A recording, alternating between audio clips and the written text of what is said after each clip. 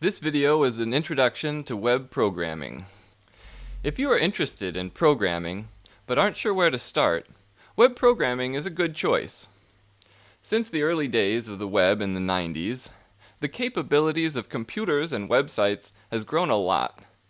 Take a look at Apple Computer's website in 1997, and compare that to a page on Apple's website in June of 2020.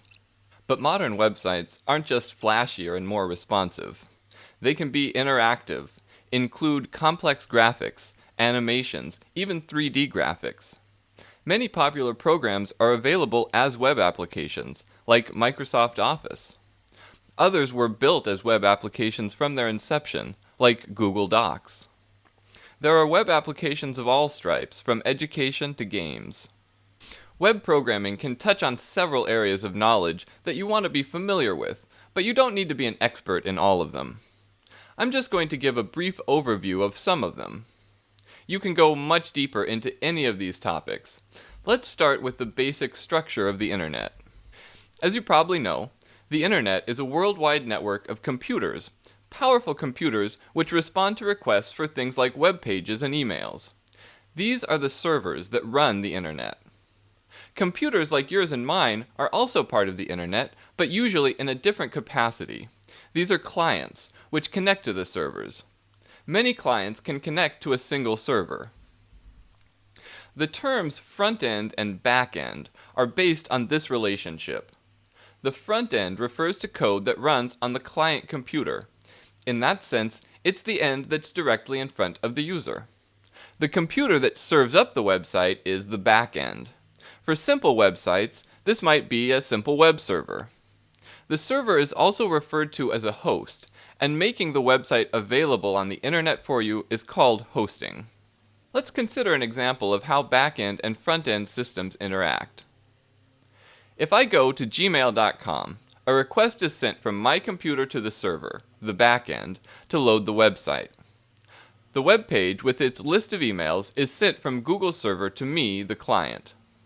Once the web page is loaded on the client, things are happening on the front end. The front end could be very interactive without needing to communicate with the back end, up to a point. When I want to view an email, another request gets sent to the server. Web applications use databases to store large amounts of information, so the back end retrieves the email from the database and sends it to the client to be displayed on the front end. Some apps can be created entirely using HTML, CSS, and JavaScript. Such an app requires no backend, except for a way to be distributed, for which the Internet is often the simplest choice. But once such an app is loaded on your computer, it can run even without an Internet connection. Such websites are called static and are the simplest to host. So let's get started with HTML. This is the language websites are constructed in. If you are going to make an interactive app, it has to have some kind of interface, and the interface is created using HTML and CSS. To get started exploring, I recommend going to a site like jsfiddle.net or codepen.io. Take a look. We want to get to JavaScript, but we need to start with HTML. The acronym stands for Hypertext Markup Language. What is hypertext? It's text with links to other hypertext documents. In other words, the web. Perhaps the reason the term isn't used very much anymore is because it's become so ubiquitous in reality. Hypertext content is basically text, as the name implies. But using HTML, we can mark up our document to include images, tables, links to other pages, and more. To add these elements to our HTML document, we use tags. An HTML tag starts with a less than symbol, a left-pointing angular bracket. Immediately after this comes the name of the tag, and the tag ends with a greater than symbol, a right-pointing angular bracket. Most elements require an opening and a closing tag. A closing tag looks similar to the opening tag, but right after the opening angular bracket, there's a slash. The type of element specified tells the browser something about its content. For example, the EM element tells the browser that its content should be emphasized. The browser is likely to render this text as either bold or italic.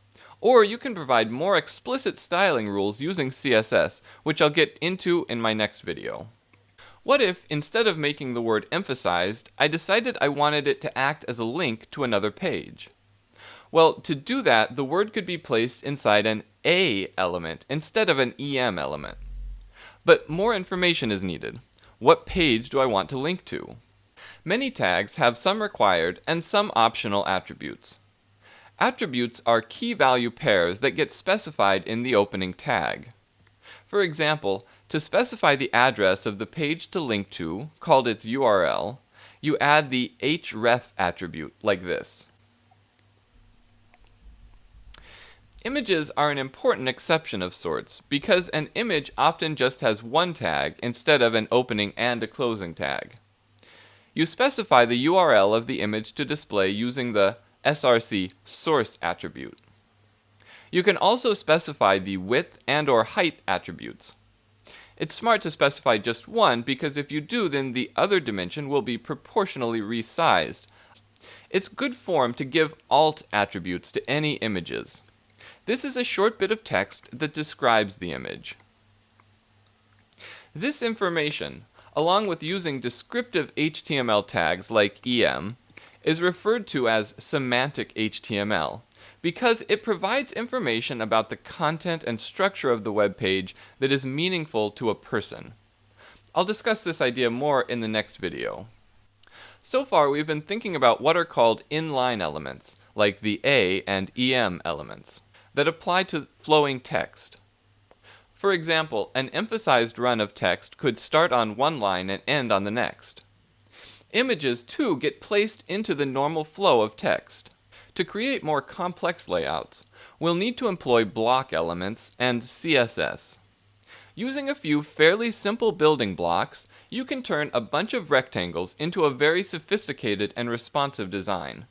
And that's where I'll pick up in my next video. I hope you found this video helpful.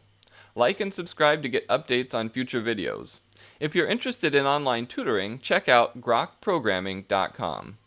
Until next time, happy coding!